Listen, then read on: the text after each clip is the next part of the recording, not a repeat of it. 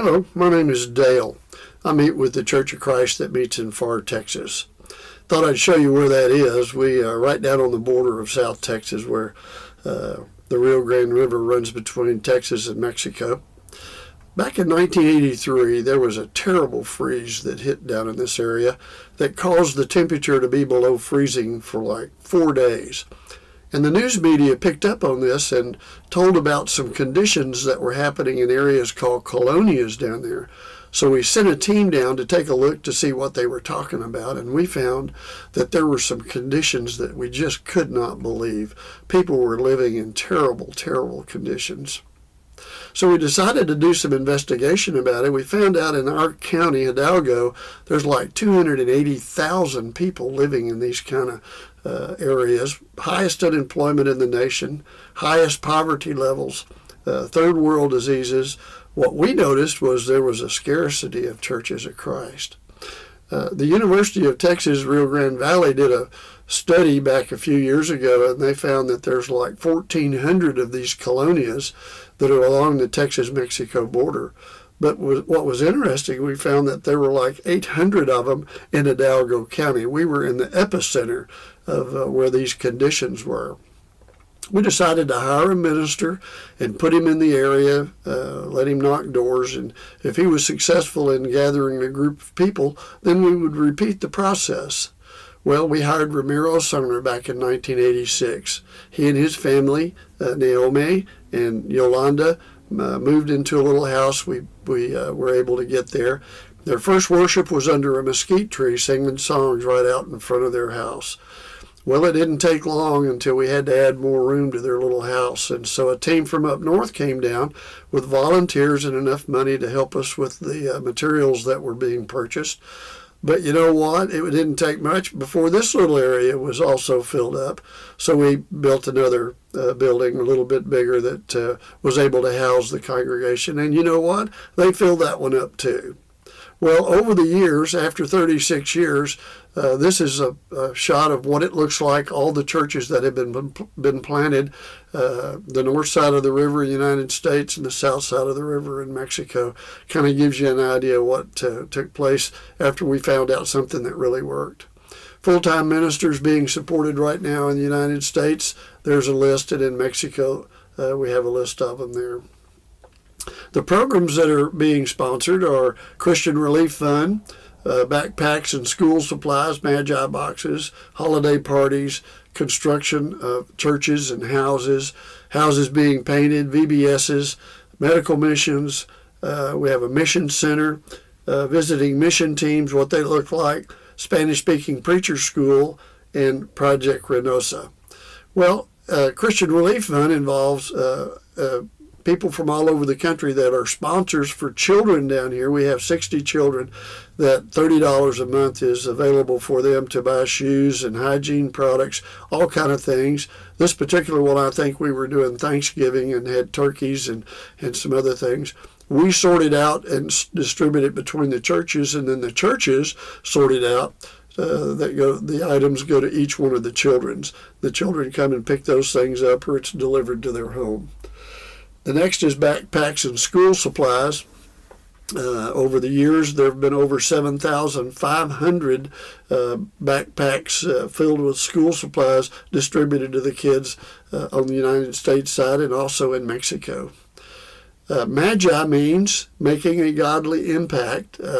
There's a Healing Hands Incorporated out of Nashville, has churches all over the United States fill boxes for children, age and sex specific, and have used us over the years for a distribution center to send these boxes to some of the local. And over in Mexico, we've distributed over 50,000 of these boxes to the kids, trying to get their attention to look into following Jesus Christ.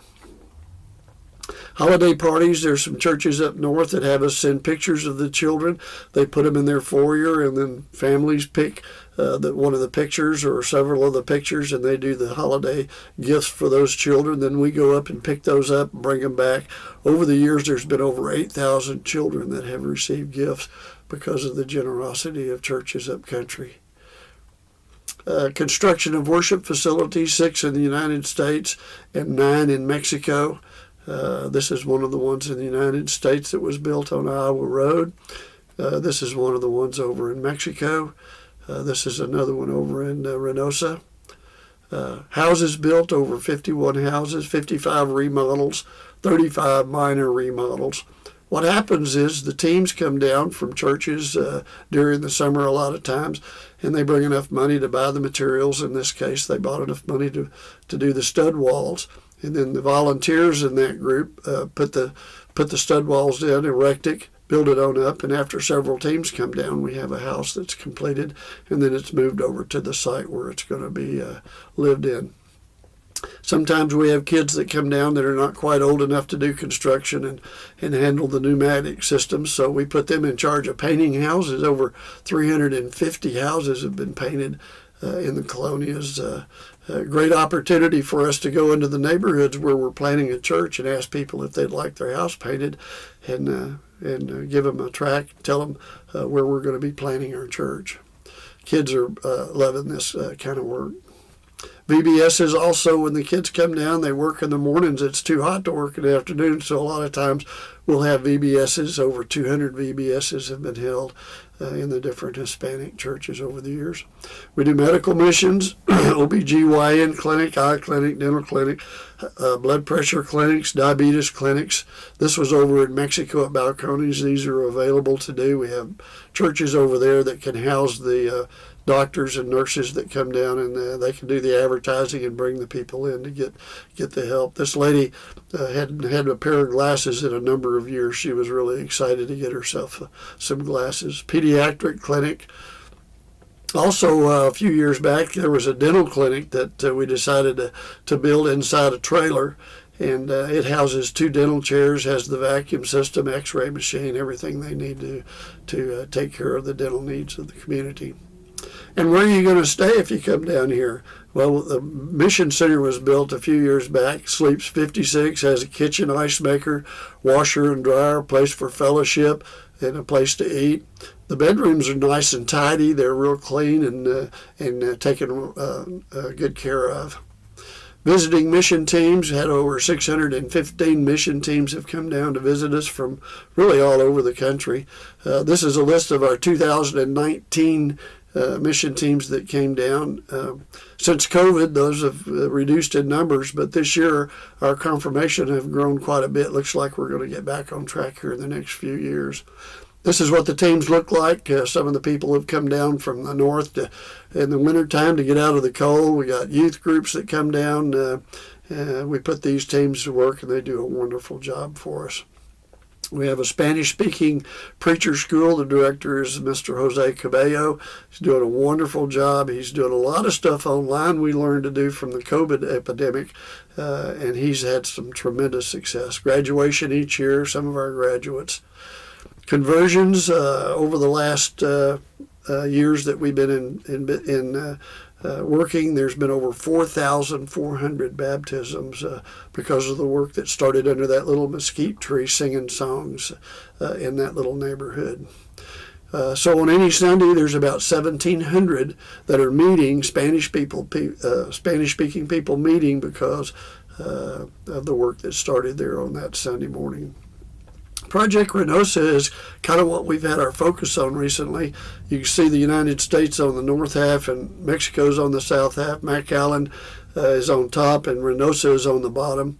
There are about 200 maquiladora plants. Have you ever heard of NAFTA?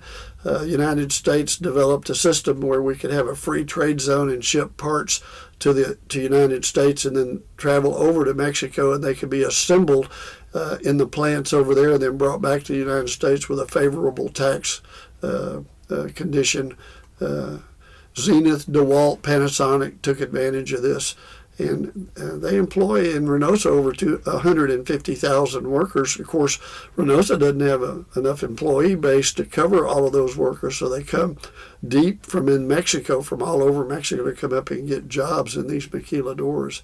And the government subsidizes the housing. This is a picture of like 9,000 of the subsidized housing the government provides. They're little 450 square foot homes, kind of row homes there. But these homes are available for these subsidized for these people that come from the South to live in. We bought a couple of them, let the preacher live in one, and he started his little church there in the other one. But it didn't take too long that he outgrew it and had to build a building so he'd have enough room to meet in. We built several of these over in Mexico. This is a picture of the industrial parks. The red dots are the industrial parks that are all over Reynosa, and the green dots are the churches that have been planted thus far. And you can see that we've got a couple of areas that we would still like to plant some more churches. I think we got room for 7 more that we would like to plant over in Mexico. And the points that brought our attention to this was the inhabitants of these colonias and these subsidized housings are families. They're younger, they have children, they're employed, they own their own homes, but most important of this is that they're displaced. And that means that they came from central Mexico and they're away from their family influences, which is traditionally the Catholics in Mexico. And so they're looking for connections, opportunities to meet other people where they're worshiping, where they're living. And this is a transportation-friendly way. They live real close to where they work, and so we put a church in that community, and we've had wonderful growth come out of this. So this is why we think it's important to do this. We even think it would be valuable to look at Laredo and maybe El Paso and even Brownsville that have the same kind of maquiladora industries, that we could get other congregations to do the same thing across the river in their communities. Well, this is a picture of a mustard seed that I used to carry around all the time, and it was about all things are possible through Christ. It's amazing what he can do if we will just get out of his way and let him lead us. I'm so glad that you were willing to take a look at what we're offering here in the Valley. If you'd like to be involved, there's some numbers on our website. Give us a call and we'll tell you how to do that. God bless you.